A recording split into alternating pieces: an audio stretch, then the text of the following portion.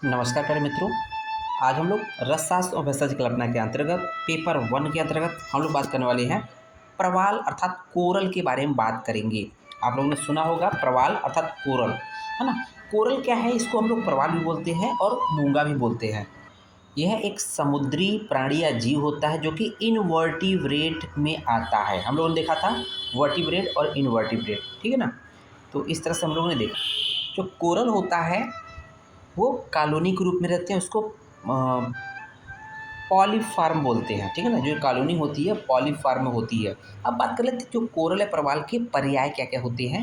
लेकिन कुछ इसमें इंपॉर्टेंट पर्याय हैं जो कि आपके एग्जाम में अक्सर पूछे जाते हैं। देखिए प्रवालक, प्रवाल, लतामणि, ध्यान दीजिएगा लतामणि, इसको अंडरलाइन कर लीजिएगा। भौमरत्न, विद्रुम, रत्तांकुर, भौमरत्न, विद्रुम, रक्तांकुर, ये इंपॉर्टेंट है, वेरी वेरी इंपॉर्टेंट है, ठीक है ना।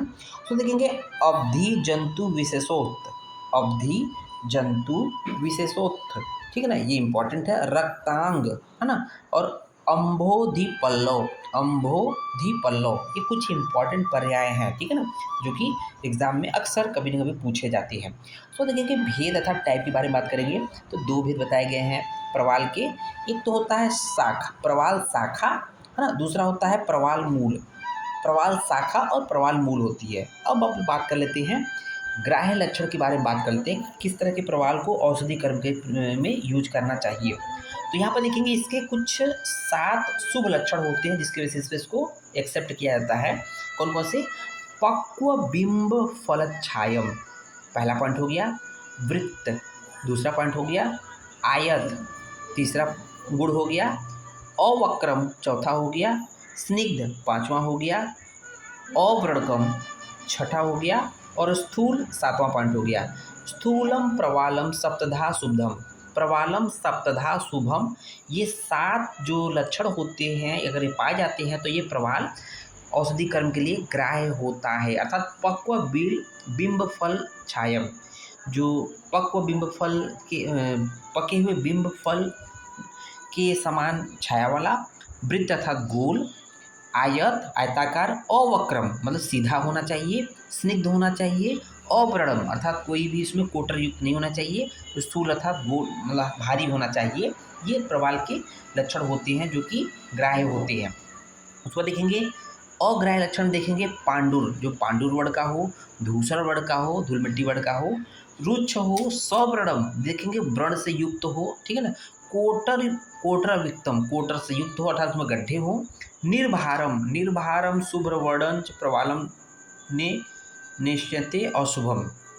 तो इंपॉर्टेंट ये लाइन, दूसरी वाली लाइन वेरी वेरी इंपॉर्टेंट है, अक्सर एग्जाम में पूछी जाती है कि निर्वारम शुभ्रवर्णंच प्रवालम निश्चयते अशुभम, ये किसके लिए बोला गया? प्रवाल के लिए बोला गया है, ठीक है।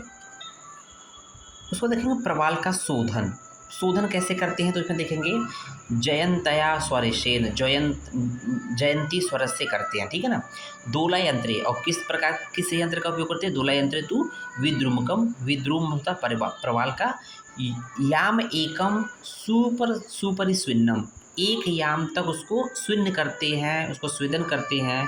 शुद्धि मायात अनुत्तमामम, अर्थात क्या है? जयंती स्वरस की सहायता से, दोला यंत्र के माध्यम से एक याम तक स्वेदन करने से प्रवाल का शोधन हो जाता है। अब बात करते हैं मारण की, प्रवाल का मारण। तो जो शुद्ध प्रवाल होता है, प्रवाल का मारण का मतलब होता है भस्म के रूप में लाना, ठीक है ना।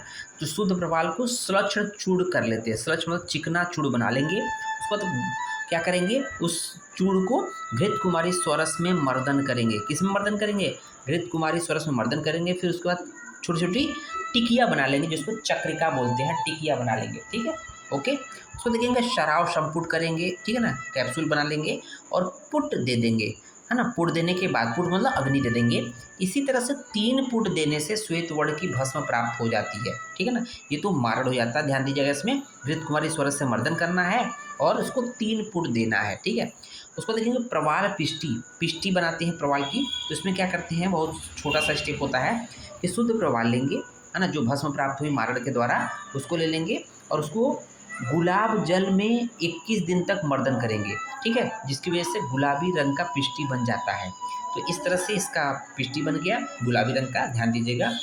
ठीक है ना। प्रमुख योग के बारे में बात करेंगे, कस्तूरी भैरव रस है, प्रवाल पंचामृत रस है, बसंत मालती रस है, महामृगांक रस है, रत्न गर्भ पोटली है, सर्वांग सुंदर रस इत्यादि कुछ अन्य भी ये कुछ प्रमुख योग प्रवाल के अंतर्गत आते हैं। उम्मीद है वीडियो शार्ट है, समझ में आया होगा। धन्यवाद।